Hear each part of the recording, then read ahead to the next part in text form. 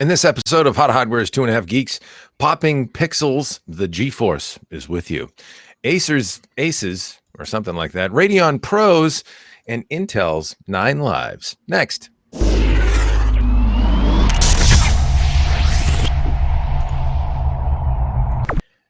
Welcome back to another episode of Hot Hardware's 2.5 Geeks, the show where we try to do our best not to confuse each other or stand out too much one way or the other on subjects, all things tech. And we try and walk the line carefully because we're politically correct around here. Right, Marco? Only when we're on camera. I don't know, I was just like totally freelancing that one, boy. I tell you. Chris, what's going on up in Maine today? Well, rainy day, so that kind of sucks. But I've been working on a proposal to revamp our emergency operations center at the police department. So that's always fun, getting some nice big screen TVs to put data up and all that good stuff. So keeping busy. The war room for saving lives, eh? Mm-hmm. Excellent. Marco, are you saving lives? Are you surviving actually down there? I need someone to save my life. So this has been no exaggeration, probably one of the busiest stretches I've had in recent memory. So, but we're good in the home stretch. Last big launch happening Friday, and then after that, I am going to build myself a new rig. Maybe that'll be next week's podcast. Maybe we'll stream a build, or we'll see. But next week, I am building myself a Threadripper rig. I have to do away with my Ivy bridge. I don't know if it'll come across during the podcast, but something's dying inside there, and it sounds like I have a cricket in my office. Is that a cricket in your office, or are you just squeaking under pressure? Yeah, I think it's either a fan bearing going or a coil on the motherboard. I haven't opened it up, and I'm praying I make it to Friday. Gotcha. Yeah, we're all going to pray for that because we got a lot of stuff going on, and Marco is absolutely lighting up the homepage at HotHardware.com. There's all kinds of tech launches this week happening. We've got one more to go. You know who it's from. I think we can talk about the date, right? It's Intel's got one coming this week. Yeah, they disclosed it. They announced, yes, they did. And so we've been through NVIDIA. We've been through. We're going to be going through Intel. We had a little AMD.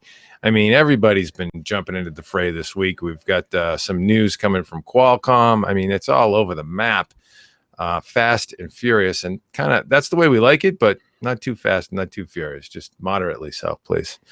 Welcome back. We've got a whole show of tech headlines, reviews, and news to cover, and so we'll dive right in.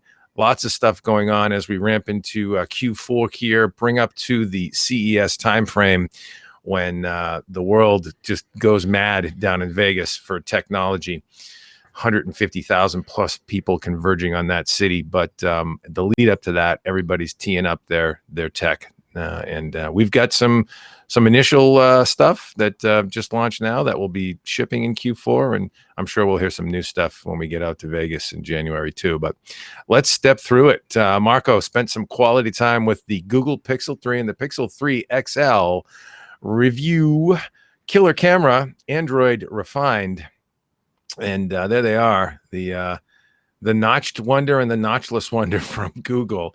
We don't want to lean too heavily in the notch because I think we've beat that subject to death. But one of the things that's nice about Pixel phones by Google is that they really do. We say Android refined, and I think that sort of typifies what Pixel launches. And before that, the Nexus series has, at least Google has intended to typify with the platform. Here is the best of Android the way Google envisions it.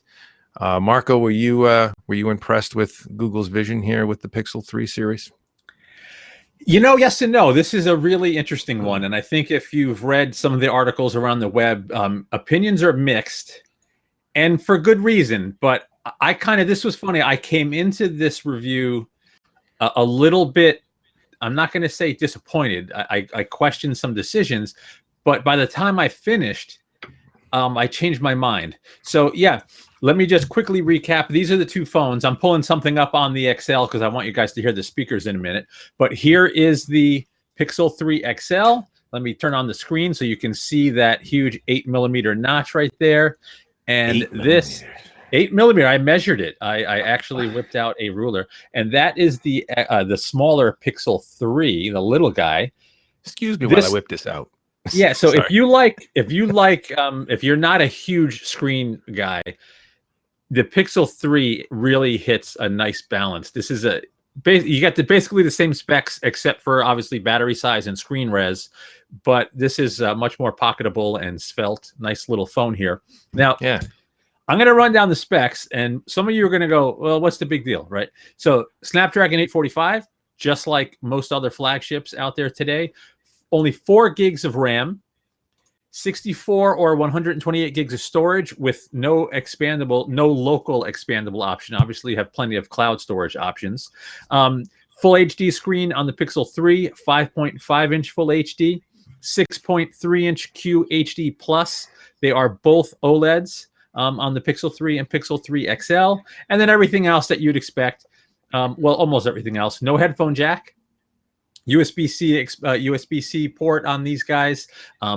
Glass front and back with a nice aluminum ring, really nice build quality. But in terms of specs, they really don't stand out versus the flagship phones that are available today. So when I first got the phones, I'm like, at this price versus something with the same specs or better specs, something like the OnePlus 6, for example, costs a couple $100 less, higher res screen, expandable memory, more RAM. You know, there's cheaper options that seemingly have better specs, but when you use these phones and you test everything out, you know, as they're intended, and you actually experience what the phone has to offer, you know, it had really competitive battery life. Performance was the best in a couple of important tests, like memory performance was the best. PC Mark that actually runs through a bunch of different workloads, it was the strongest performer of the bunch. Graphics tests are right up there with everybody else, but you have the latest Android and a clean, like unadulterated version of Android, pure Android 9 Pie with Google Assistant. You have, in my opinion, probably the best smartphone camera. The screens are really high quality, not the best, but they're really up there. And the price is lower than some other companies' super flagships. So you don't have like a $1,200 option. They start at $799 and $899. So yeah, they're not killer, you know, across the board in terms of specs, but usability and the experience is really good, and the photos are some of the best, if not the best. I think some people are going to say they're the best, but yeah, I mean, all around, I like the Pixel 3. Some people I think are being a little overly negative and overly critical over some stuff that's not a huge deal. But yeah, you know, I'd be interested to hear what you guys think. You know, one thing that I've liked about Pixel phones and, you know, prior releases from Google is that they are very well refined for the OS. There's a whole lot of careful integration that goes into it, much like, frankly, Apple does with iOS, and things just seem to work properly and cleanly, and nothing's ever janky. And, you know, when you get some of these third-party OEMs in the Android ecosystem, obviously the skins are a little heavier in certain cases in manufacturers, but Google seems to, you know, with the latest version of the OS, in this case Android 9 Pie, they seem to pull off what, you know, really sort of, again, just underscores sort of best practice, I think, with the phone. And I think that's what maybe you're picking up on. There's nothing hugely standout about it, but it just works really well. It's clean. It's just unadulterated, you know, pure, you know, Android goodness, and nothing really gets in the way. You know, you'd think there'd be a standout feature there. There really isn't. How were the displays in terms of? I mean, I know you've got a Galaxy Note 9 there. The last generation Pixel, frankly, I didn't think the OLED display was all that great. Does this come closer to matching Samsung's OLED displays? So I don't have a Note 9. I have a Note 8 here, and it comes close. Right. It's a darn good screen, except for the notch on the XL. The notch, it's an 8mm notch, And it doesn't behave like some phones where you can just hide it. It does, hide itself in some apps. But like if you get too many notifications, you just end up getting a dot that basically tells you too many notifications to fit in this spot. So like weird stuff like that with this notch that some people are definitely not going to like. Now you say there's no jank, and there really isn't, right? I don't want to close this because I want you to hear the audio. But something that's kind of funky is the all gesture navigation with 9Pi. I don't know if I'm going to be able to do this backwards, but there's not a traditional app tray. If you want to get to your apps, first you swipe up once, and then you'll get like shortcuts to your most recently used apps or most likely to use apps. And then you got to swipe up again to get to your app tray. So sometimes it's a little funky. You end up closing an app or switching an app because when you swipe up the first time, you get the app switcher right there that first time. So it's not perfect. Lots of people did not like the fact that Google went with the gesture navigation with 9Pi, but like I got used to it in like 2 days, like 2-3 days. I'm like, okay, I can get around. It's fine. It took some getting used to. I wouldn't be surprised if they made some tweaks and changes along the way. It is different coming from a Samsung phone to this, but different doesn't always mean bad. And I think most people took that learning curve as being bad. Now, one other thing I didn't mention earlier was dual front firing speakers on here that are surprisingly good. Let me see if I can bring something up, because even though we're on camera, it's probably going to come across. Listen to this thing. Ooh. Right? Blowing out. Oh, was I blowing out the mic? I'm sorry. That's all right. That's all right. It's loud. Tell me when to stop. Okay? Right about there, right there. Like literally, you could fill the room with the sound out of this thing. Yeah. So, and that was Captain Marvel, so we're probably gonna get flagged for copyright, but whatever. Yeah, no, it was fair use. It was only a couple of seconds there. You're good. You're good. Yeah, they make good phones. How does it feel in terms of industrial design and fit and finish and all that good stuff? Feel pretty good. Yeah, in my opinion, it feels good. So I have the XL in one of Google's cases. The regular 3 is not. Now, some people were really complaining about how oily they get. I got to tell you, I'm not putting down Italians because I'm a proud Italian, but I am an oily guy, and you can see this doesn't look horrible. I've been playing with it for days. I'll bring it back over here. Yeah, they were smart. That soft touch finish does gather fingerprints. It doesn't look great if you don't put it in a case, but if you put it in a case, you're not really going to notice. In terms of like tolerances and button quality, everything's super tight. It's really nice. You have obviously now you have IP68 water resistance, water and dust resistance too. So yeah, in terms of quality, it's there. They just omitted some features that other flagships have, but I think for a large majority of consumers, having that killer audio, killer camera, clean, fast, version of Android might make up for those shortcomings. Yeah, we'll see. Tech press is kind of split on it. I will say it is one of the best phones on the market in terms of, pull it out of your pocket in auto mode, bang, get a super tight, beautiful shot without trying. And in portrait mode, one of the best portrait modes in the market too, as well, with one camera. So they keep costs down there and do it with AI and post-processing and all that good stuff. Yeah. And so, there's no question about it. The cameras are strong on that phone. Yeah, it's an interesting offering for sure. Chris, would you go the way of the Pixel, or are you still strictly a Motorola guy? I know you like those Moto phones. I like Motos a lot because they stick very close to pure Android. So I have no issues there with the Pixel. Obviously, it checks a lot of boxes that I like because it's clean and simple. It just works. The camera is fantastic, which I don't get on Moto, and my only real qualm with it, which is my qualm with pretty much every phone out there, is going to be battery life, just because I abuse battery life like very few do. So, I still like with the Moto being able to pop on the battery pack and just go. So that's very nice. As far as the one button navigation goes, I know it's a little different implementation, but I've used it since they introduced it on actually the Moto Z2s. Where it was part of the fingerprint reader gesture navigation. And I I find I like it a lot more than the traditional buttons. My thumb just has to know one place to go and then a quick little gesture and I do what I need. Also, I find it does prevent a lot of accidental presses. If your palm's just kind of sitting there and maybe hitting the back or the recents button. Doesn't happen when you have just the one button in the middle. So obviously it does suck for discoverability reasons, accessibility.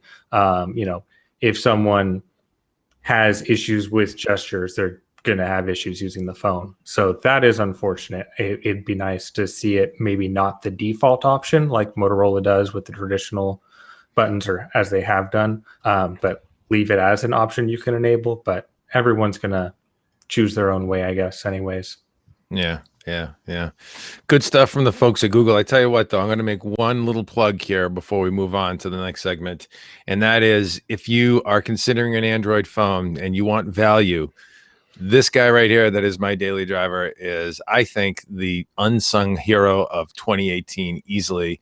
And that is the OnePlus 6. I've got it in notch mode right now. There is a small notch. You can put it in notchless mode and it stays hidden with a thin bezel up top. But this is, in my opinion, the most balanced, well-equipped phone for the money on the market. And so a Snapdragon 845, 8 gig of RAM, 128 gigs of storage for just $579, 6.28-inch OLED display. And last week, I got Android 9 Pie. Came right down over the air. Bang. I've got the latest Android drop on it, too. And, really just I forget what they call this. I think it's midnight black. This is a satin black finish on the back. Absolutely. I don't want to say completely fingerprint free, but you really got to work hard to mar this up, even if you are greasy like me and you, Marco. and like seriously, like it just really does a great job of resisting fingerprints. Dual rear cameras. I can't say enough about it. Just thoroughly impressed. Headphone jack and USB-C. The OnePlus 6T is coming next. That looks like a great looking device as well. But they're eliminating the headphone jack. I don't know why. I can't. I need my Bose IE2s analog. Bang. Sorry, but yeah, great phone for well under $600. $529 if you want the 6 gig of RAM, 64 gig setup. So I mean, they give you a little extra RAM. They give you good storage for well under $600 unlocked. Yep, can't beat it. But they don't support Verizon, and that's what I'm stuck with up here. So I know. Yeah, I hear you. I have AT&T down here, and but yeah, you're right. That's surprising? That must be a radio thing. I'm trying to figure out. There must be a licensing issue there. Different network.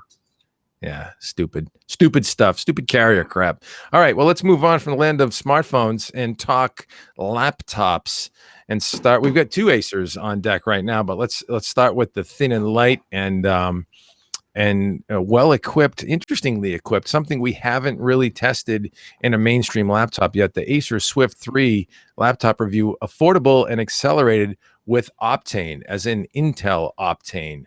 Chris, what do you know about this young fella? Yeah, so I didn't write this review. It was the other Chris again, but I did write the review for the Acer Swift 3 when the 8th gen chips launched. So I still have one of those here.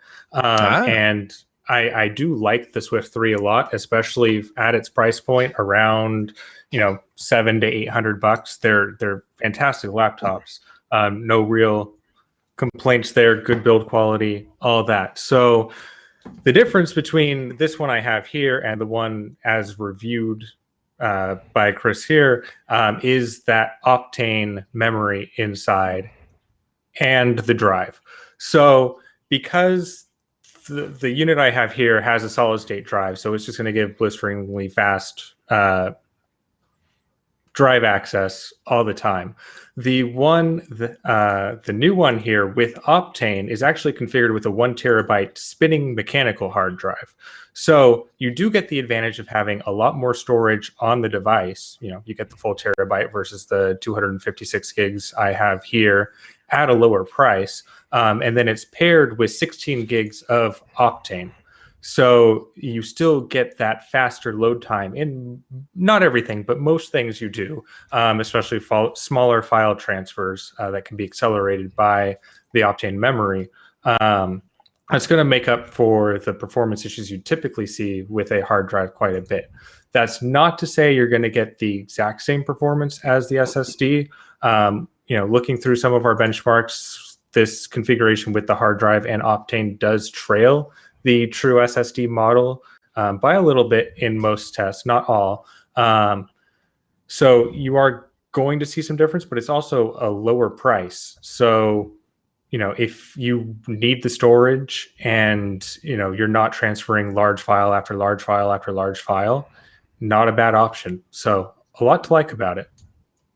Yeah, the nice thing about Optane is for the average mainstream user, right? It's great at random access, small random access patterns, which, when you're firing open applications, web browsers, bopping through the OS, tripping, whatever. Getting a little weird. So yeah, that responsiveness, that initial responsiveness that you look for, that's what Optane helps with. What it doesn't help with are, sort of bigger, heavier duty workloads, whether you're crunching video, whether you're transferring a large file, like you said, accessing, sequential large transfers. But I wonder for the average, mainstream user, when are you gonna feel it? I want to say Chris, the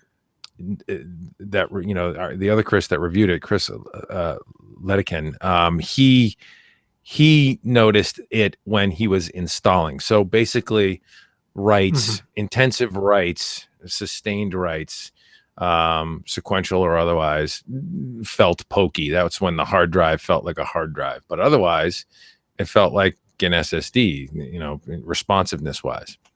Right. And most users aren't going to be installing new programs all the time or, even working with a lot of big files. So if you're a more casual laptop user, it's fantastic. Now, you do want to keep in mind that hard drives are still more susceptible to shock. So you could, it's not going to survive a drop as well, potentially, if you get a head crash or something. But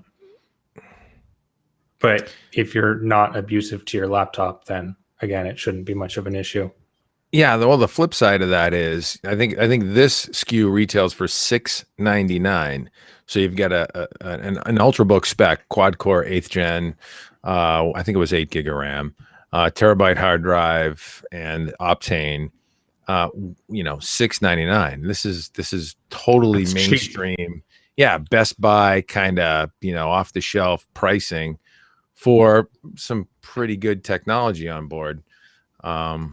Yeah, the Acer Swift 3, and you like the design. Is it all machined aluminum, Chris? You've got one there, right? Yeah. So it's this one's got the brushed aluminum on it. It's again, it's solid, it's durable, there's not flex.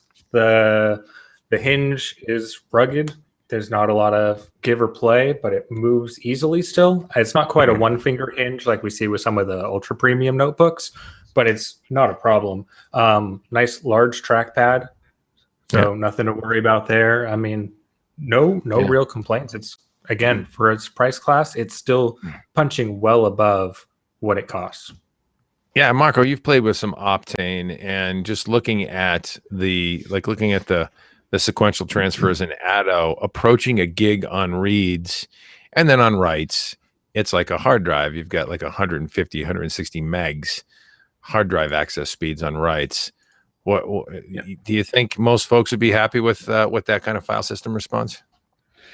So that doesn't really paint the picture completely accurately. We actually have some comments from Shannon in the chat that sort of explain it too. But one thing with Optane, it will basically cache all of Windows, like all of the commonly accessed Windows files will get cached on the Optane. And then once it caches your most frequently used data, most frequently used bits of data, it doesn't do like full files. You'll find that during everyday use, it feels like a really fast SSD almost all the time. It's when you're writing new data that you're gonna notice that hard drive.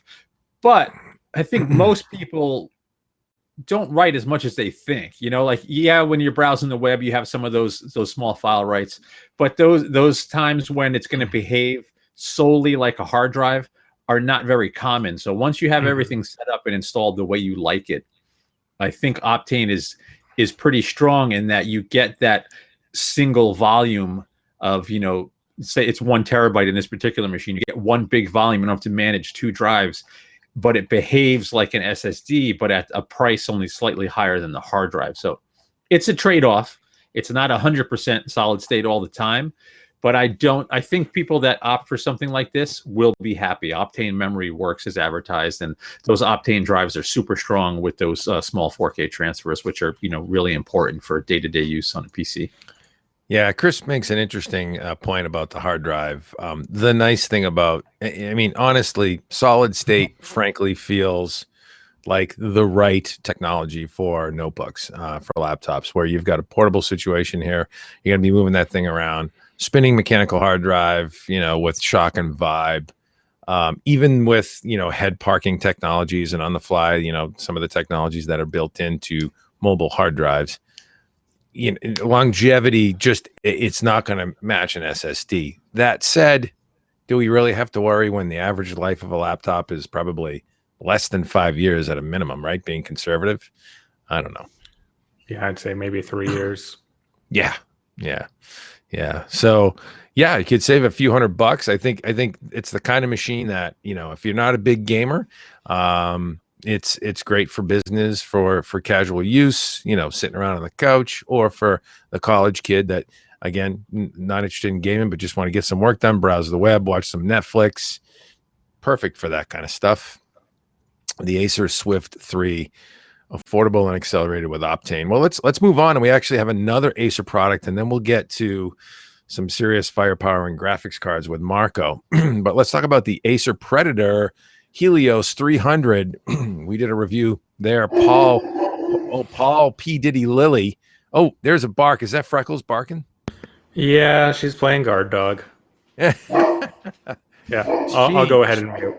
No, you don't have to mute. That's great stuff. We like background dog noises. That's just fine. Yes, we're homegrown here. But yeah, so the Acer Predator Helios 300 review. Paul Lilly, who joins us here on Hot Hardware's 2.5 Geeks once in a while. We got to get him back here. We miss you, Paul. Took a look at this beast, and it's actually much more of a, shall we say, full-figured gaming laptop. It is a 5.5 pound machine, and it is equipped with an Intel 6-core now, 8th generation Core i7 8750 processor, 9 mega cache, up to 4.1 gigahertz turbo boost there. 15.6 inch full HD 1080p IPS display, 144 hertz display, integrated HD 630 graphics from Intel, but also on board, of course, NVIDIA GeForce GTX 1060, a full-fledged 1060, not a Max Q. 6 gigabyte GDDR5 on that, 16 gig of RAM, 256 gig Intel SSD with PCI Express NVMe SSD. Really just loaded for bear. Intel wireless NIC, as well as there's some killer networking going on here. I thought as well, but yeah, just really, decked out heavy duty gaming laptop, and still gets in well under 6 pounds. With only a 3200 milliamp hour battery. I have to look at what that is for watt hours, but yeah, it's a nice looking machine. Angular, sort of flat black in areas, some red trimmed accents. Certainly the AS and WD keys are accented for gamers. That's what this machine is for, the Predator Helios. And I would say, looking at it, certainly it's a gamer design laptop. One of the more recent near competitors would be Dell's G715 series. A little bit lighter machine there. A little bit lighter config as well. They tend to go more Max Q GPUs. And when you look at the benchmarks, this machine, the Acer machine, actually puts up better numbers. Obviously, you're getting more weight. It's a little bit bulkier. It's a little bit geared towards heavier duty gaming with a little bit higher end GPU. So it puts up some better numbers, obviously. The Dell G715 dropping in just below it with a 1060 Max Q GPU. But, really just an impressive machine for the price. $1,299, I believe, MSRP as configured and tested.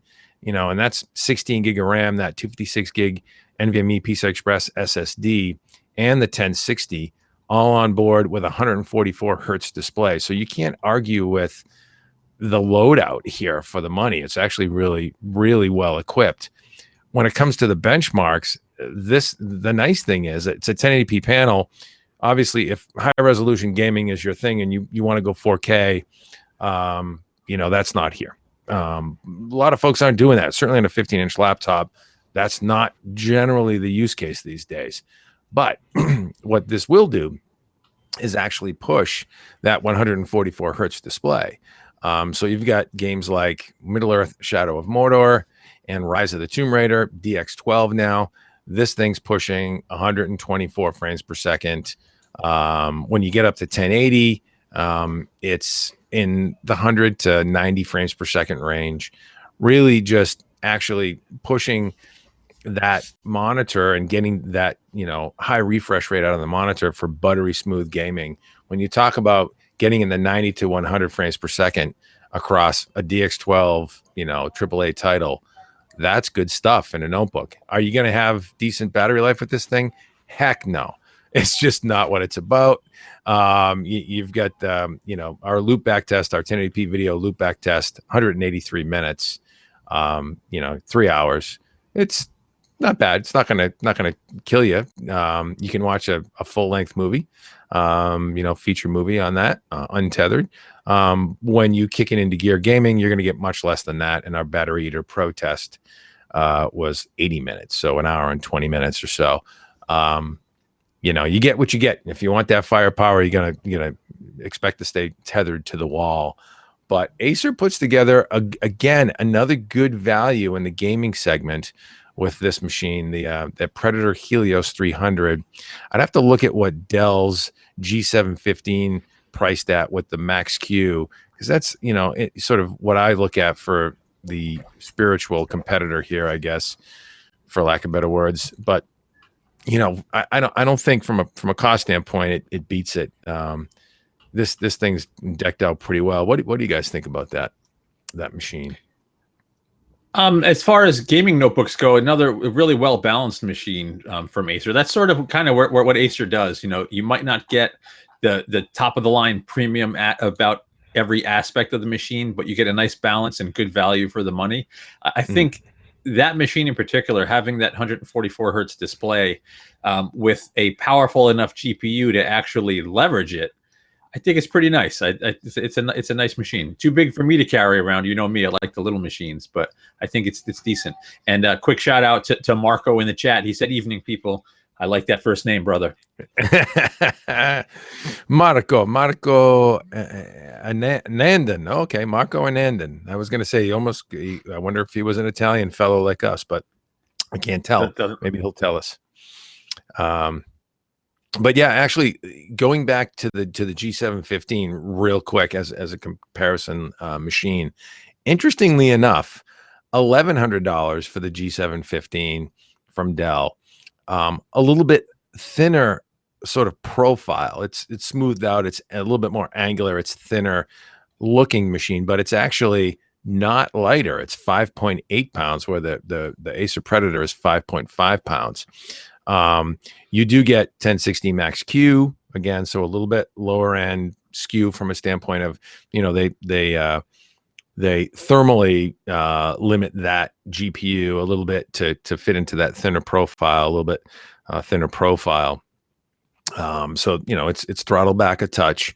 It's not full fat 1060, but you get a 128 gig solid state drive and a 1 terabyte hard drive. So you've got the 128 gigs for your boot OS, hard drive for your games. Interesting config there. But for $1199, for $1099, $1,100, so $100 less. But again, if you want all that firepower, the Acer's notably faster if you step through our benchmarks in the review. Chris, is this your kind of gig, or are you not a gaming laptop guy? Paul loves these things. He's all about the big gaming, powerful gaming laptops.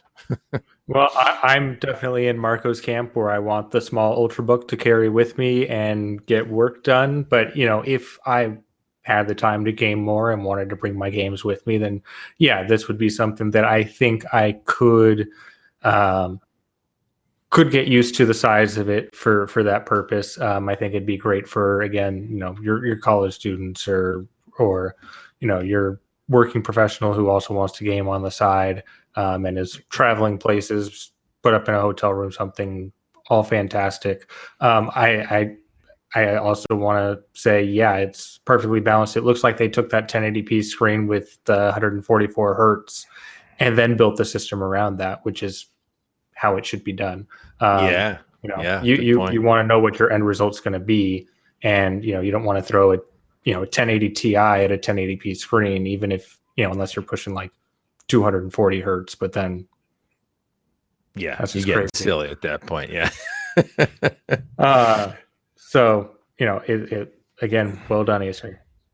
Yeah. Acer surprises you. They're sort of a sleeper in the market. They're a brand that's recognizable from folks that are in the computing industry or that are enthusiasts, I guess, for sure.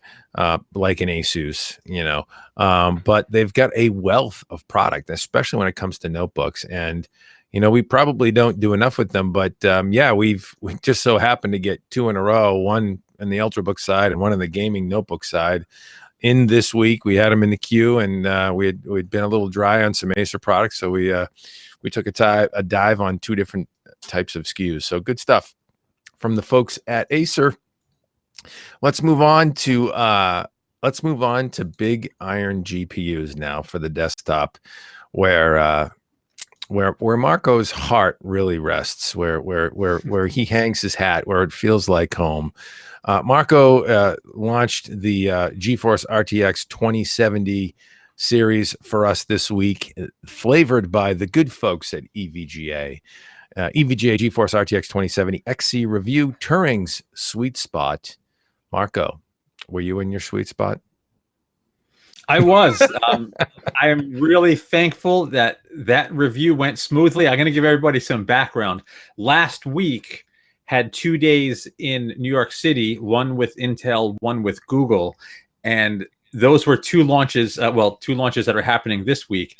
And while I'm planning my week, I got a note from EVGA says, "Hey, this is on the way. Launch is Tuesday." I'm like, I got to squeeze in another launch. So it went very smoothly. Thank God. The card worked fantastic. Now, to give some background for people that maybe aren't as deeply following the GPU scene, the RTX 2070, RTX 2080, and GeForce RTX 2080 Ti, although they're the same architecture, 3 different chips powering those 3 different cards. So you have the TU 106 on the RTX 2070, which is the GPU with 3 GPCs.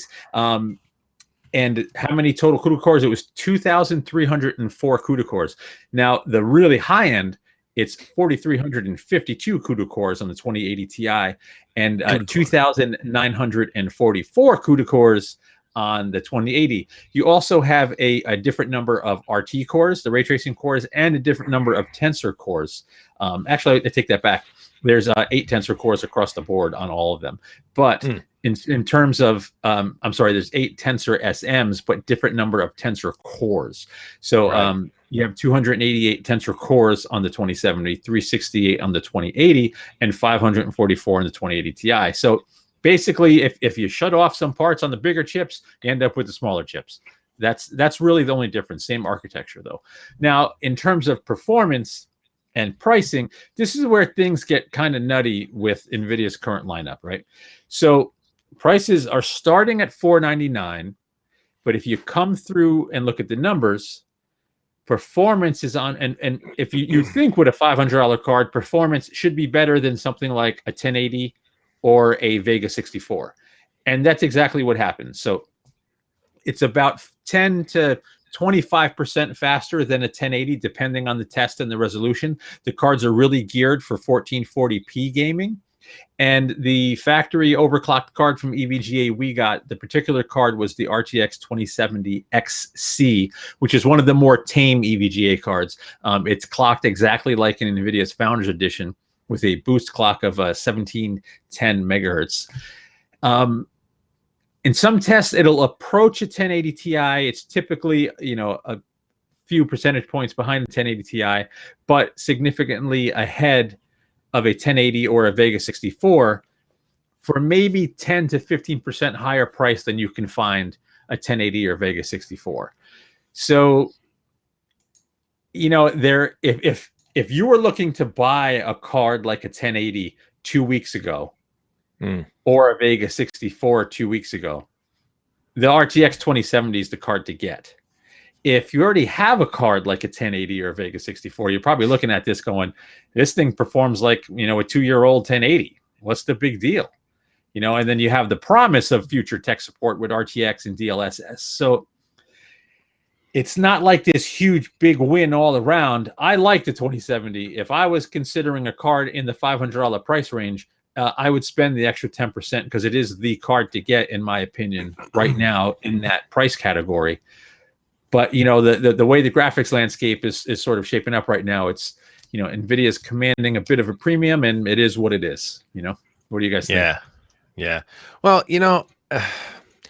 I don't know. I sort of struggle with the notion of NVIDIA commanding a bit of a premium. I think what's interesting about the Turing series in general and the RTX 2070, when you think about it versus comparable cards in its performance envelope, it drops in at somewhere between a 1080 and a 1080 Ti, but it has much more advanced GPU architecture under the hood. There are more billions more transistors underneath that the hood of that GPU, and they're specific dedicated engines for the most part. When you talk about ray tracing engines and you talk about what they're doing with tensor cores as well, and DLSS and all that good stuff. And I just think, really, if you're considering these cards at all, you have to have the notion in your head that you're betting on the come a little bit. It's just part of the deal. You're an early adopter. You're looking at the landscape and you're saying, I'm an enthusiast. Do I want to place a bet on ray tracing being, a mainstream feature in games and improving my gaming experience as a result of that? A DLSS, smart anti-aliasing via AI on tensor cores. Is that going to be a thing? Is AI in general, in terms of image processing in games, going to be a thing? Because, by the way, sure, we're doing DLSS now. Who knows? You get tensor cores on there. Maybe it's going to be something else that will come out that will be enhanced on those AI geared engines under the hood of Turing. So, if you're an enthusiast and you're an early adopter, you're probably going to bite on this thing. If you're the kind of enthusiast that waits it out for a generation or two, and you tend to try and be, I don't know, maybe that's a frugal approach, a practical approach, and you wait it out for a couple of releases, 6 months from now, 9 months from now, maybe things will give you maybe the landscape will give you a better direction on which to go. But I don't know. If I was going to drop $500 on a graphics card, I would want the most advanced technology I can get right now. And performance is solid. So I would bite on this thing. I would want the most advanced technology I can get, because whenever you jump in, the day you jump in, it starts getting old, right? It doesn't, technology doesn't stop advancing ever. I don't know. Is that being too optimistic? I think it's a little optimistic, a little bit. I'm with you, right? I would also bet on the card. Knowing what we know about the technology, I think NVIDIA is going to reveal some cool multi-GPU. Well, actually, that's not supported on this card. With the 2080 and 2080 Ti, you have NVLink. So I think there's going to be some cool multi-GPU stuff coming there. With the 2070, I personally think DLSS and ray tracing is going to have decent developer support. But by the time that happens, is there going to be a next gen? That's the real question. So you have one group of people are, if I buy a card today, what can it deliver for me today? And right now, there's no games that are leveraging that tech where you can just fire it up and say, here it is. On the other hand, you want to be able to support some of that cool stuff, or you're going to regret the previous gen card you purchased. So that's the debate.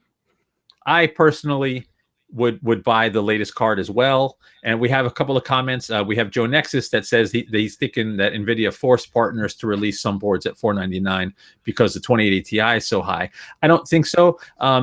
Jensen revealed that $499 starting price point at the launch last month, or at their initial announcement last month. So I think it was going to happen regardless. And then we have Francois. Francois, former Intel engineer, says, don't forget all these people developing machine learning at home. They want this newer tech. That's obviously a smaller market than enthusiasts and gamers.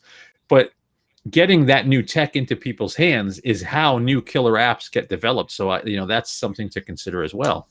Yeah, absolutely. I mean, again, I think if you're the type that sits it out for a round, yeah, okay, sure. Maybe you might get more bang for your buck, especially where, the new generation is out now and prices are going to soften in the previous generation. There's no question about it. They're going to be less sought after. And so you're going to see some prices soften on the 1080 series, 1070, 1080 series. But if you're that early adopter that wants to get in on the latest tech, I think, I just think NVIDIA's, they made a silicon bet here. This isn't a software trick. These engines aren't, I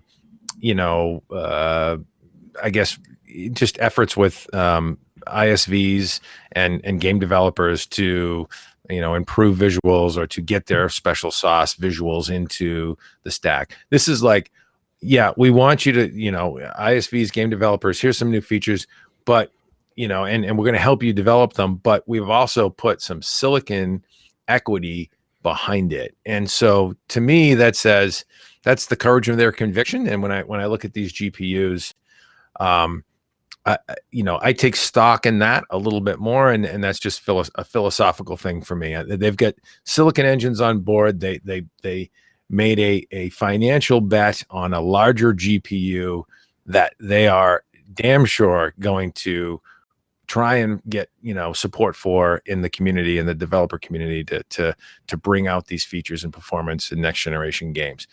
We'll see what happens. But I think we talked about this, and let's go back to the headline, Marco. We called this card Turing's sweet spot. If you think about it, $500, when you talk about a $1,200 graphics card, on the 2080 Ti or, and on down, I mean, that's a serious financial commitment. When you talk about a $500 graphics card, maybe it's 500 to 600 price range. That's less. And is it sort of, if you is, in your opinion, is this the place where if you're kind of unsure about it, but you'd like to get some next generation tech, is it a good entry point? I think so. Like, if you look at gamers right now, the sweet spot for most monitors is arguably 1440p, right? The biggest chunk of the market has 1440p. This card kicks ass for 1440p gaming with the promise of those future features. So I think it's the sweet spot in that regard. Now, the graphics cards that sell the most are like the $200 to $300 range. This is obviously double that, if not more. So it's not the sweet spot of the market, but it's the cheapest cost of entry for the true next-gen Turing. And it really is going to offer strong performance for a really huge chunk of the market. And then looking forward, we have another comment from Joe saying, next year, the 7 nanometer 2180 Ti is probably going to be the card to get. But we could say that about every new GPU release. The next one's almost always going to be better. Yeah, of course. But, I think if you want the best of the best today, Turing is it. So I think that's the difficult thing to understand here. You have hit an inflection point in GPU architecture where there are tangible, major new processing engines that have been introduced in silicon now, and they are the first iteration out of the gate. So the flip side of that is, if you're an early adopter, this is like the most forward-looking thing you can get. these days. And so it's really, maybe the next generation in 7 nanometer will be optimized. Maybe the next iteration of tensor cores will be optimized. You could bet on that, for the next gen a year from now. So yeah, I guess, the flip side of that is, this is an entirely new architecture and entirely new, in some cases, method of rendering frames.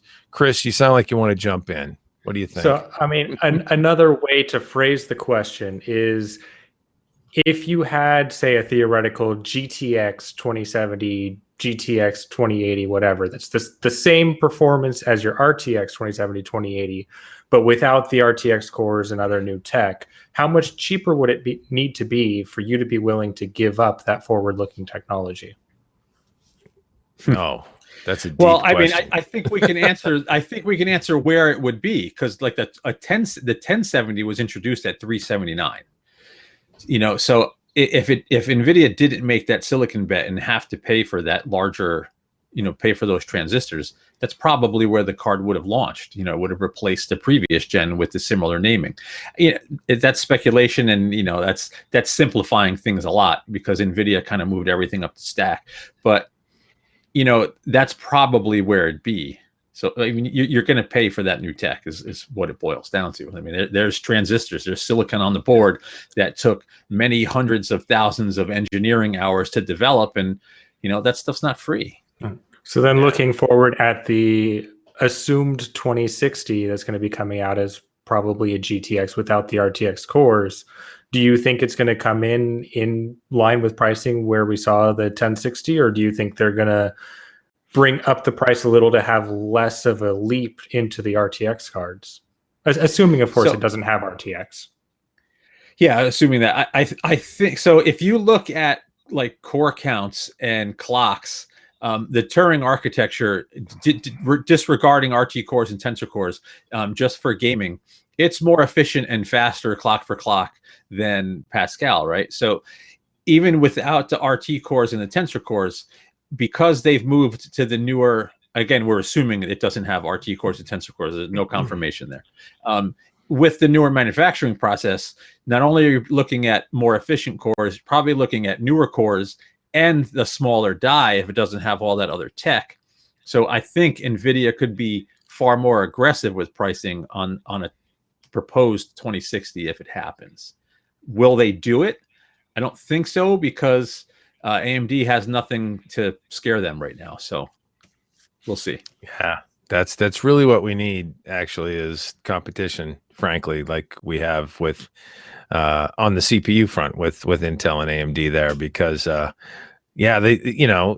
do you have to when you're frankly the best game in town? No, you don't. And another notion came to mind, Marco. Let me see what your thoughts are on this, and then we'll close out the segment on RTX 2070. But if I was going to get a new Turing card of any ilk, honestly, and there's a premium here, but I really like the Founders Edition designs. These I mean, the EVGA's card is great if you're just getting one card and you're putting in your system and you can spare 3 slots, 3-slot design, no problem, right? But the Founders Edition card is just so compact, sleek, and well built that I don't know. What are your thoughts of that versus? And you've seen a lot of them now. You've seen Founders Edition and OEM cards. What are your opinions? What are the merits between the FE cards and what you saw from the folks at EVGA? Then they make great stuff too. But yeah, so the plus side of the Founders Editions are the 2-slot design. They're really, if you were to pick one up, it's like a 5.5-pound, really well built, premium feeling card, right? You don't get that same feel grabbing a plastic shroud on some of the other cards. However, some of the other cards, you'll end up with lower temps, and some of them are dead silent at idle, or most until they hit a certain temp threshold. The fans don't even spin. So you end up with a quieter experience overall as well. I think it boils down to the design of your system, what you want to show off. I don't know. Like I think those triple slot cards are really massive and huge, but this isn't the enthusiast space of 15 years ago when everybody filled every drive bay and every slot had a card in it. Now most systems have a couple of drives and a big GPU, and that's it. So I think it's a matter of preference. Yeah. That's interesting. I guess I get that little voice in the back of my head that says, "Oh, it's consuming 3 PCI Express slots. Oh my God, this is so inefficient." But I'm not putting anything in those slots other than a GPU really these days. It's just not. Well, PCI Express SSD maybe, but even that's going away with NVMe and the M2 slot. So, yeah, good points. Good points all around. All right. Let's move on. And we'll sort of round out real quickly on something from AMD. They did actually release a new GPU recently, the Radeon Pro WX 8200. This is a pro graphics card. Look at that beautiful hue of blue, powerful, affordable workstation graphics. Marco, you did that too, because you're doing everything on the site these days. So I'm going to go super fast because I have 2 kids itching for me to get out of here in the next room. They were just at the door. I'm sorry if you guys heard the little chat, but yeah, the Radeon Pro WX 8200, really cool graphics card. So the WX Pro lineup, the previous flagship, well, the current flagship, I should say, is the WX 9100. That's a full-fat Vega core with 16 gigs of HBM2, but it debuted at nearly $2,000.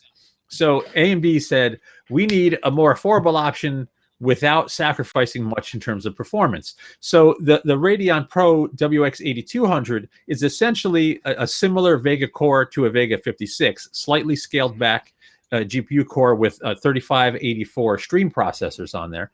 And it's only got 8 gigs of HBM2, but it's clocked higher than the WX 9100. So you end up with, half a terabyte per second of memory bandwidth, 512 gigabytes a second of memory bandwidth. But the card is just under $1,000, MSRP $999. So, about 80% of the price of the 9100. Now, in terms of performance, it's really strong in GPU compute stuff. It beat a Quadro P4000 in 5 of 9 of the spec ViewPerf tests, and it beats the P5000 in 2 of the tests.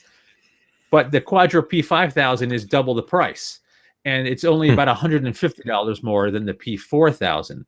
So AMD struck a really nice balance here. If you're in the pro graphics crowd, this is definitely a card to check out. In that space, this one really does hit a sweet spot, that sub $1,000 price point, but with performance that's competitive with cards that are much more expensive. I think it really looks good too. This is actually what I'm going to put into my personal rig when I build it next week. I'm going to do an all AMD WX based build with this card and a Threadripper WX. Should be a really nice system. But yeah, if you're a pro graphics guy, you should check out this card. Interesting. So you're going with the WX card for your graphics card. You are, I would say now, because you work a lot with your computer versus game as much as you used to. That's what happens when you're in this thing. You get into it for the enthusiast side, and then all of a sudden, no, you're working a lot. You don't get enough time to play. But so you're okay with that as a content creator, as to go with that pro graphics route and have maybe a little less gaming performance in the back end. Yeah, so here's my thought process. The games that I've been playing, right now, I'm still on an Ivy Bridge rig with a Fury card, a single Radeon Fury, and I'm not sitting here going, "Bleh, my gaming performance sucks," right? So this is way faster than than the Fury card. Plus, this is another cool thing with AMD's pro graphics cards. You can switch between the consumer driver and the pro driver. Right. So I want a rock solid workstation. The chipset for Threadripper is over a year old. The motherboards have been out a long time. They're fairly mature. I'm comfortable with a Threadripper workstation chip as my processor because I'm not really giving up anything coming from such an old Intel processor. And it's a major upgrade in terms of graphics. Plus, I'm going to get much better storage, all that other good stuff. So it is across the board an upgrade for me. Is it the fastest rig you can build for gaming? No. But it's going to be plenty fast with all of the benefits of that qualification that go into a workstation class product. Yeah. Will not break. That's the hope. Right? I can break anything, but we'll see. You and me both. You and me both. Well, Yeah. you know what? Let's wrap up. We got like 30 seconds left, and let's talk about something that you're working on now. The Intel launches ninth gen core CPUs, 8-core, 16-thread, $488 Core i9 9900K, shipping in October. Things are getting interesting between Intel and AMD and the CPU wars. What can we expect here? And I know you got to be careful how you tread. Yes, I got to be careful. So last week, Intel made all these announcements, so we're not like disclosing anything crazy. The ninth gen big Core X chips are still based on Skylake X, but new clocks, new branding. That is not what we're testing, but those are coming in. I believe it was later in Q4. I don't remember exactly. Right. They announced a really cool unlocked Xeon workstation processor that's coming later as well. That's going to be an absolute monster. But the truly new piece of silicon are these ninth gen topped out by the Core i9 9900K. These are the 8-core new chips for the mainstream desktops. It's not mainstream in price, but it's the socket 1151 platform. And yeah, 8 cores at 5 gigahertz. Not all 8 cores at 5 gigahertz, but they do turbo to 5 gigahertz. It's not like the 8086K where it basically never happened. This one does do it, and it's right over there. It's being tested. Cannot show everything, but yeah, we'll have that article goes up on the 19th if you want to see what the 9900K can do. Intel has billed it as the fastest gaming processor. We'll see if that's true. There's been some debate over some benchmarks that were released by some paid benchmarks that cause a little bit of a stir, but you don't need to worry about that stuff because I am running my own set of numbers, and you'll see them here. I will see them at HotHardware. And yeah, if let's just say this: if you take Intel's latest processor cores and you run them at 5 gigahertz and you pair them on brand new motherboards, it's going to be fast. Yeah. We'll see how everything else shakes out. Yeah, that's not giving too much away. You're right. It's going to be fast, guaranteed to be fast. And then you have to look at the price performance equation from there. And guaranteed, we will have that all spelled out in the days ahead. So stick around. That's launching Friday, right? Is that fair, right to say? Yes. If you want to see independent 9900K benchmarks, Friday morning, 9 a.m. Eastern on HotHardware. It will be, Joe Nexus says, it will be the fastest consumer CPU, but at a cost. Well, yep, that probably is not far from wrong. Chris, are you okay with shelling out your hard-earned dollars? Oh, there's always a cost and never enough money to go around. So all good. Well, make sure you stick around hothardware.com where Marco's review for the 9900K from Intel's 9th generation core technology will be coming in just a matter of 2 days, like 48 hours or less, maybe 36 hours or something like that. Yeah, it's coming on Friday, and it's going to be interesting. So swing on by hothardware.com where you can find us on the web, youtube.com/hothardware, where you are hopefully going to hit thumbs up and subscribe here. So, and the little reminder bell, ding that thing too, so that it'll tell you when we go live, we go streaming with this thing. And we'd love you to join us and ask your questions, and we'll try and answer them always. And let's see, facebook.com/hothardware, twitter.com, where you can tweet us /hothardware at HotHardware. Please interact with us. We'd love to meet you and share whatever pearls of wisdom we can. Right, guys? Right, fellas? Yeah, absolutely. And with that, we will bid you adieu. Thanks for stopping by. Okay, I